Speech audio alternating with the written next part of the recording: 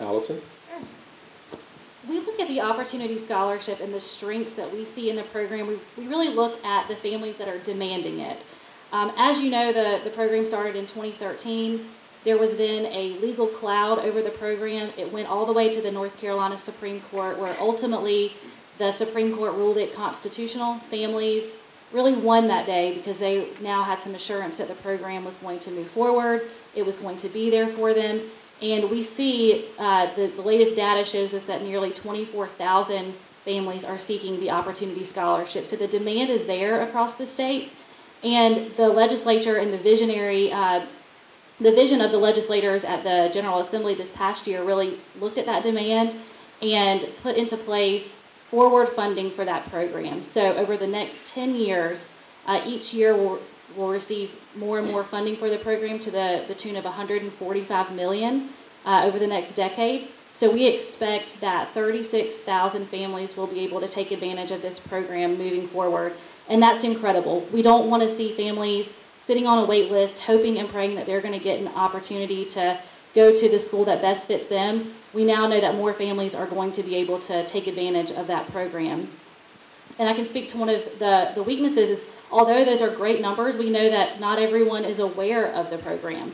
We conducted a poll this summer of African Americans across the state, and what we found was that over half of them were familiar with the program. So, the other half wasn't familiar. However, 65% said if I were eligible, I would apply. I would want this opportunity. So we really need to, on our end, educate families and let them know that these options are available to them. And we want to make sure that they are helped every step of the way to accessing private education if that's what's important for them. As a result of that, we also need to look at capacity. We know that there are nearly 90% of the 700 plus private schools across the state that are concentrated in 60 counties. So we need to look at the capacity for existing private schools to have seats for these families as they enter the system, or we need to look at areas of the state that don't have private options and ensuring that there are schools for families to go to.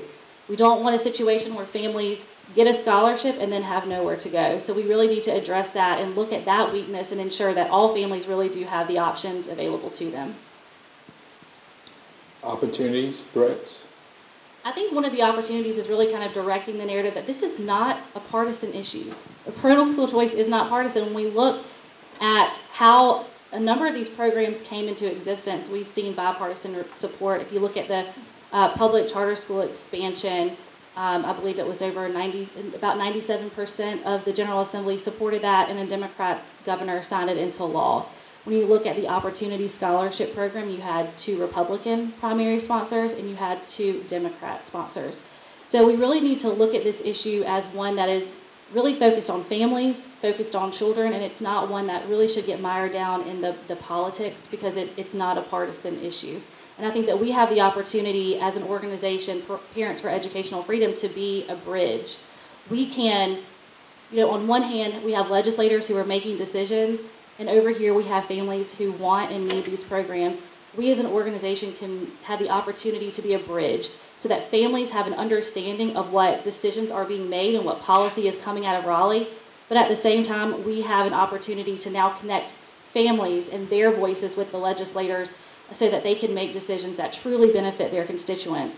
I'll give you an example. We were in Fayetteville this fall, and we had tons of families in the room. It was kind of like packing people in. We're pulling out chairs because these families really wanted to get into the room with their legislators and tell their story. We actually had one legislator tell everyone, I haven't always been with you on this issue. I'll just be upfront and honest. But I've heard from these families. I've heard their stories. I've seen their faces. And I'm with you now. And so we can't forget that these are faces, these are families, these are people that are truly benefiting from these programs, and we need to be able to connect those voices to those people in Raleigh that are making decisions on their behalf. Great, great.